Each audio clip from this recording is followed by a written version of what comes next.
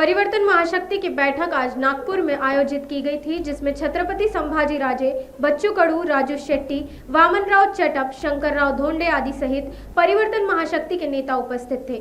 इस दौरान बच्चू कडू ने मीडिया से बात करते हुए मनोज जरांगे के चुनाव से हटने पर अपनी प्रतिक्रिया देते हुए कहा, किसी एक जाति के आधार पर राजनीति नहीं की जाती और यही सच है। साथ ही उन्होंने अन्य राजनीतिक मुद्दों पर अपना बयान दिया।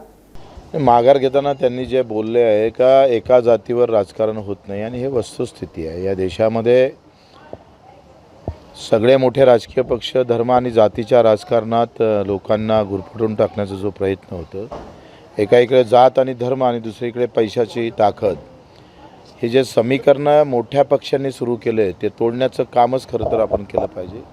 जरांगे साहेबांनी म्हटलं ते काही वावगं नाही आहे का एका जातीवर निवडणूक लढू नये किंवा जात वापरून निवडणूक लढू नये, मी या मताचा आहे।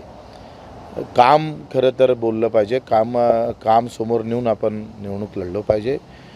पूज्य बाबासाहेब आंबेडकरांनी घटनेच्या माध्यमातून लोकांसाठी निवडून दिलेला लोकप्रतिनिधी अशी त्याची व्याख्या होती।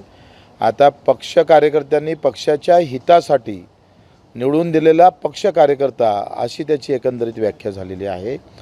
झुंडशाही गुंडशाही चालू आहे। एकत्रित पक्षाची बांधणी करायची, एकत्रित खासदार निवडून आणायचे, आमदार निवडून आणायचे आणि त्याची मग पक्षाची गुंडशाही सुरू करायची आणि लोकशाहीला खतम करायचं, ते खऱ्या अर्थानं त्याच्यामध्ये दुरुस्ती होणं गरजेचं आहे।